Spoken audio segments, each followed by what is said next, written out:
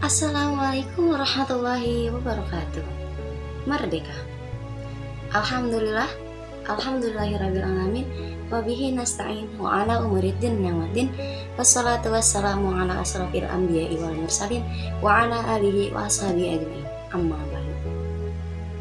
Sebelumnya, izinkan saya untuk memperkenalkan diri. Perkenalkan, nama saya Fatihatul Muslimah Nur Madani dari Program Studi Pendidikan Guru Madrasah Ibtidaiyah Fakultas Tarbiyah Institut Agama Islam Az-Zaitun Indonesia.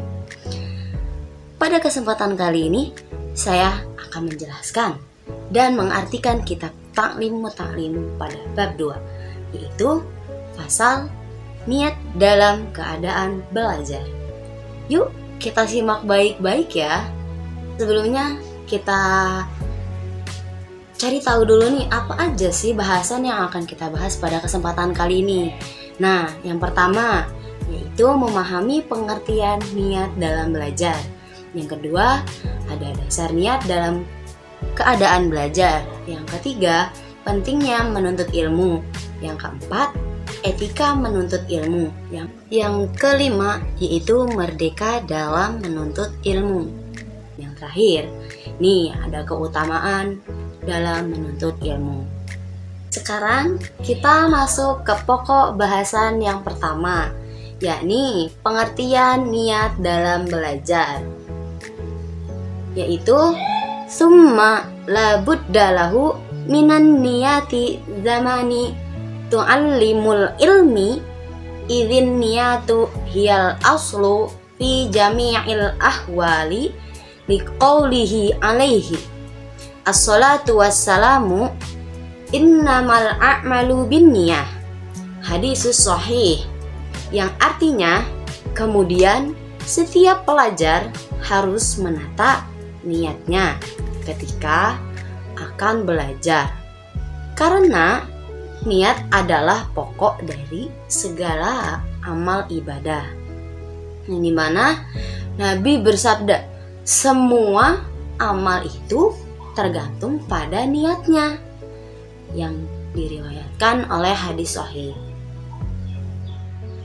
Kemudian kita akan mengartikan secara perkata tentang pengertian niat dalam belajar.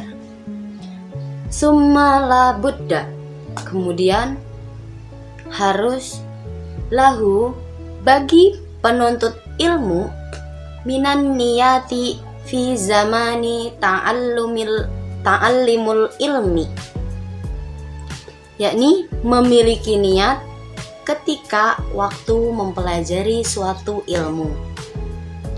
Idzin niyati, karena niat itu, hiya adalah dia niat, al aslu fi jami'il ahwal, asal dari seluruh keadaan, liqaulihi alaihi salatu wassalamu, sebagaimana sabda Rasulullah sallallahu alaihi wasallam, innama, bahwasanya, a'malu, amal-amal itu, bin niyati, dengan niat. Hadisus sahih, yaitu dari hadis sahih. Penjelasan dari hadis tersebut yang diriwayatkan oleh Imam Bukhari dan Imam Muslim, yakni niat adalah hal yang sangat penting dalam setiap perbuatan, termasuk dalam kegiatan belajar, dan setiap yang berniat akan mendapatkan balasan atas apa yang diniatkan, dan balasan yang sangat mulia ketika seseorang berniat ikhlas karena Allah Subhanahu wa Ta'ala. Kita masuk ke pokok bahasan yang kedua nih, yaitu dasar niat dalam keadaan belajar, yakni wa'an Rasulullah sallallahu alaihi wasallam kam min amalin yutasawwaru bisuratin a'mali dunya wa yasiru bihusnin niyati min a'malil akhirah, wa kam min amalin yatasawwaru bi surati a'malil akhirah summa yasiru min a'malid dunya bi suratin niyah. yang artinya Rasulullah Shallallahu Alaihi Wasallam bersabda, banyak perbuatan atau amal yang tampak dalam bentuk amal keduniaan, tetapi karena didasari niatnya yang baik, yang ikhlas, maka menjadi golongan atau amal-amal kelak di akhirat. Sebaliknya, apabila banyak amalan yang seperti golongan amalnya akhirat, kemudian menjadikannya amal dunia karena didasari niat yang buruk atau tidak ikhlas. Sekarang kita terjemahkan perkataannya nih. Wa'an Rasulullah dari Rasulullah Shallallahu Alaihi Wasallam, berapa banyak min amalin yatasawwaru dari amal yang digambarkan bisurati a'malid dunya dan pekerjaan-pekerjaan dunia wa yasiru dan dia menjadikannya bihusnin niyati dengan niat yang baik min a'malil akhirah menjadi amal-amal akhirat. Wakam dan berapa banyak min amalin dari amal yutasawwaru yang digambarkan bisurati a'malil akhirah dengan gambar amalan akhirat. Summa kemudian yasiru menjadikannya min a'malid dunya dari amal-amal dunia bisuratin niyah dengan buruknya niat. Dari terjemahan tersebut bahwa niat itu adalah suatu hal yang penting dalam setiap perbuatan, termasuk dalam beramal. Niat yang baik akan menentukan diterima atau tidaknya suatu amal oleh Allah Subhanahu wa Ta'ala. Adapun contohnya yang dapat menjadi amal akhirat atau amal dunia, yaitu misal seperti bekerja, bagaimana dia akan mengamalkan akhiratnya, akan mengamalkan untuk akhirat. Jika dia meniatkan untuk memenuhi kebutuhan hidup dia sendiri dan untuk keluarga, serta untuk membantu orang lain. Nah, sekarang kita masuk ke pokok bahasan yang ketiga, yaitu pentingnya menuntut ilmu. Wayan bagi an yawiyal muta'allimu bittalibil ilmi bidallahu madarul akhirah wa izalatal jahili an nafsihi wa an syairil juhali wa ihya ad-din wa ibqa al-islam fa innal baqa al-islam bil ilmi wala yasihu zuhdu wat taqwa ma'al jahli wa an syahadal al-ustadus syekhul imamul ajallul burhanuddin sahibul hidayati sa'iran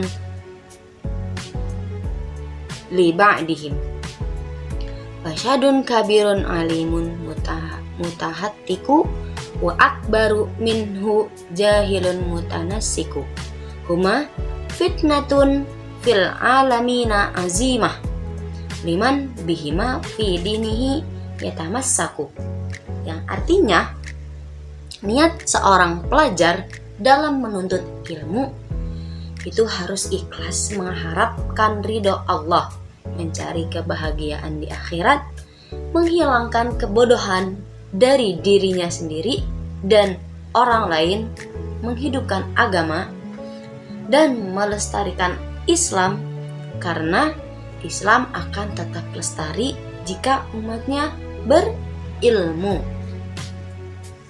Zuhud dan takwa tidak sah tanpa disertai ilmu. Syekh Burhanuddin menukil perkataan pada ulama, yaitu orang yang tekun beribadah tapi bodoh, bahayanya lebih besar daripada orang alim tapi durhaka.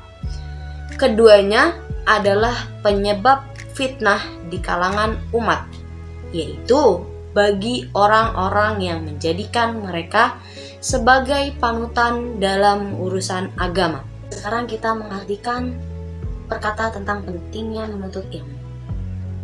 Wayan bagi dan seterusnya. An yanwi, seseorang al-muta'allimu, pelajar, bitalibil ilmi, ketika mencari ilmu. Ridallahi ta'ala, mencari karena ridha Allah subhanahu wa ta'ala. Wa darul akhirah, dan kehidupan akhirat. Wa izalatul jahli, dan menghilangkan kebodohan. An nafsihi, dari diri sendiri. Wa an syairil juhali, dan menghilangkan kebodohan dari orang-orang bodoh. Wa ihya ad-din, menghidupkan agama. Wa ibqa'il Islam, melestarikan Islam.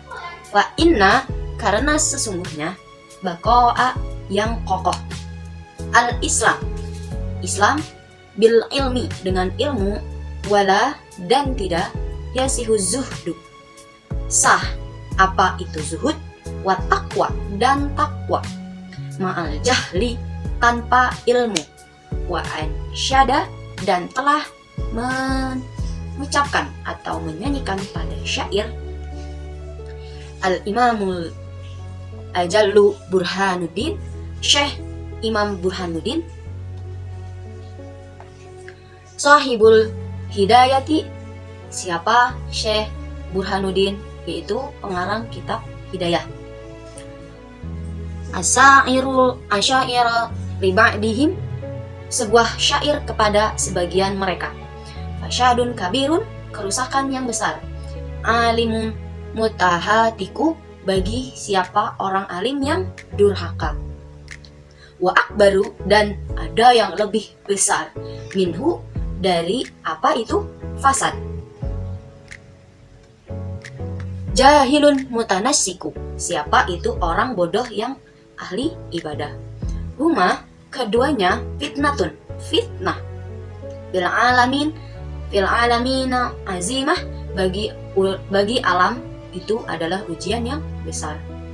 Liman, bagi orang, terhadap bihima, pada keduanya. Fidinihi, di dalam agamanya itu siapa man yatamasaku, yang berpegangan. Dari penjelasan tadi, mencari ilmu itu juga harus didasari dengan niat untuk mensyukuri nikmat akal dan kesehatan badan. Jadi jangan pernah ketika kita berniat supaya kita dihormati oleh masyarakat atau untuk mendapatkan harta dunia atau agar mendapatkan kehormatan dari hadapan pejabat atau orang yang lebih tinggi dari kita. Sehingga jika kita menuntut ilmu dengan niat dan upaya untuk mendapatkan kedudukan di masyarakat, kalau kedudukan tersebut digunakan untuk amar ma'ruf dan nahi mungkar, juga untuk melaksanakan kebenaran serta untuk menegakkan keagamaan Allah, bukan untuk mencari keuntungan dari diri sendiri, namun untuk kepentingan bersama, dan juga bukan karena keinginan dari hawa nafsu. Setelah tadi dijelaskan bagaimana sih dasar kita untuk mencari ilmu, bagaimana kita merasakan nikmatnya dalam mencari ilmu.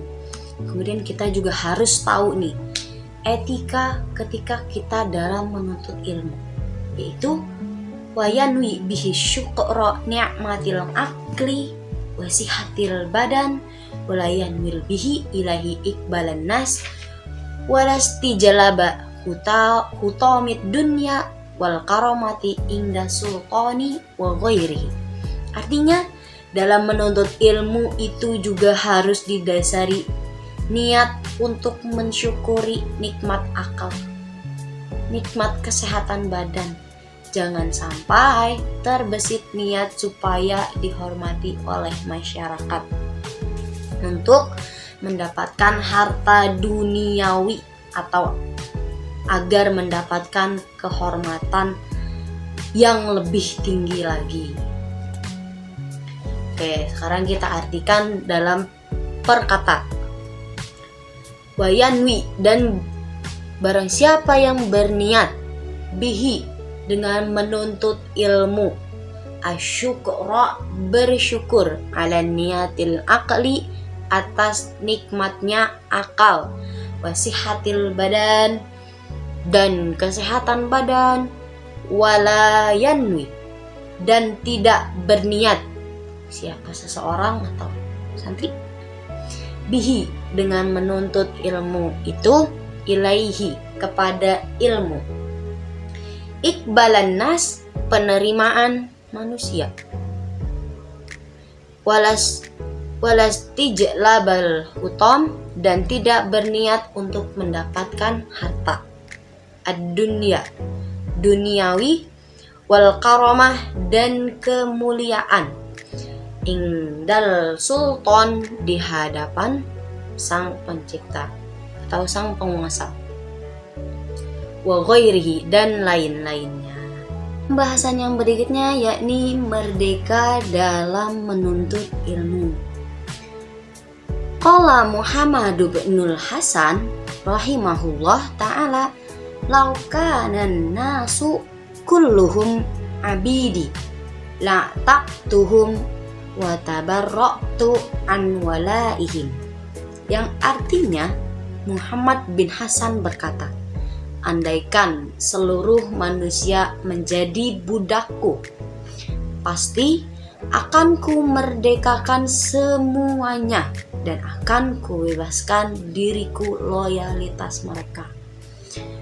Nah, siapa yang menuntut ilmu pasti akan dimerdekakan oleh Allah Subhanahu wa ta'ala. Untuk terjemahan ke perkatanya, qala, telah berkata Muhammad bin Hasan rahimahullahu ta'ala, rahimahullah, laukana, kalau saja, annasu, manusia, kulluhum, semuanya, siapa itu manusia, abidi, hambaku, siapa itu tadi yang disebutkan Muhammad bin Hasan, la taqtuhum, pasti akan ku bebaskan, siapa manusia tersebut, wa tabara'tu, dan aku Muhammad bin Hasan itu bebaskan juga, an walaihim, dari hak yang mewarisinya. Yang terakhir nih, ada keutamaan kita dalam niat menuntut ilmu, yaitu wa man wajada lazatal ilmi wal amali bihi qallama yarghabu fima indin nas, an syadana syekhul imamul ustadz Qiwamuddin Hamadu bin Ibrahim ibni Ismail as-Saffaril Ansari imla'an li Abi Hanifah rahimahullahu ta'ala si'ran, man talabal ilmi lil ma'adi faza bifadli manar rasyad faya li khusrani talibihi linaili fadlin minal ibad. Yang artinya, barang siapa dan merasakan lezatnya ilmu dan nikmatnya, bagaimana mengamalkan ilmu tersebut, maka dia akan begitu tertarik dengan harta yang dimiliki orang lain. Syekh Imam Muhammad bin Ibrahim bin Ismail Ashraf al-Ansari membacakan syairnya kepada Abu Hanifah, siapa yang menuntut ilmu untuk akhirat, tentu ia akan memperoleh anugerah kebenaran, dan kerugian bagi orang yang menuntut ilmu hanya karena mencuri kedudukan di masyarakat. Sebelum masuk ke penjelasan nih, mari kita artikan kata per kata tentang keutamaan menuntut ilmu. Waman, dan barang siapa, wajada, yang menemukan, lazatal ilmi, kelezatan ilmu, wal amali, dan kelezatan siapa yang mengamalkan bihi, ilmu tersebut. Qallaman, maka sedikit-sedikit, yarghabu, yang diharapkan, fima, di dalam apa yang diharapkan, indinasi, dari manusia tersebut, ansyadana, melantunkan kepada kami Asy-Syekhul Imamul Al-Ustadz Qiwamuddin Hamadu bin Ibrahim bin Ismail As-Safari Al-Ansari. Siapa? Syekh Imam Muhammad bin Ibrahim bin Ismail Al-Syafar Al-Ansari. Imlaan, sebuah tulisan. Li Abi Hanifah rahimahullah, dari Abu Hanifah rahimahullah, sya'ran, sebuah syair. Man, barang siapa, talabal ilmi, yang menuntut ilmu, lil ma'adi, untuk kepentingan akhirat, faza, ia akan memperoleh kemenangan, bifadli, dengan keutamaan, minar rosyad, dari perilaku yang baik. Faya, maka siapa kaum, lehusrani, kerugian bagi tolibihi, siapa kaum penuntut ilmu tersebut, linaili, untuk mendapatkan, fadlin, keutamaan, minal ibadi, dari manusia. Yang dapat disimpulkan bahwa niat adalah hal yang sangat penting dalam setiap perbuatan, termasuk dalam belajar. Niat yang baik akan mendorong seseorang untuk belajar dengan sungguh-sungguh dan menghasilkan hasil belajar yang optimal. Materi tersebut juga mengajarkan kita bahwa ilmu dan amal soleh adalah hal yang sangat penting dalam kehidupan. Ilmu dan amal soleh akan membuat kita menjadi lebih baik dan bermanfaat bagi masyarakat. Ilmu dan amal soleh juga akan membuat kita menjadi tidak tertarik dengan harta duniawi. Adapun tips untuk kita supaya menuntut ilmu dimudahkan. Yang pertama, niatkan menuntut ilmu itu karena Allah Subhanahu wa Ta'ala. Yang kedua, belajarlah dengan bersungguh-sungguh. Yang ketiga, belajarlah ilmu yang telah kita pelajari, yaitu dengan mereview, mengulang materi-materi yang sudah kita dapatkan dari guru kita. Yang keempat, bertemanlah dengan orang-orang yang solih.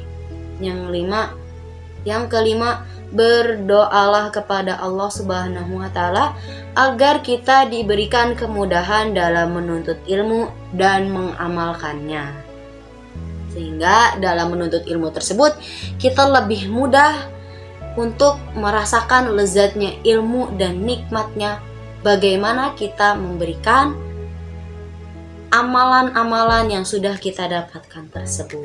Oke, cukup sekian penyampaian materi tentang pasal niat dalam keadaan belajar. Terima kasih sudah menyaksikan.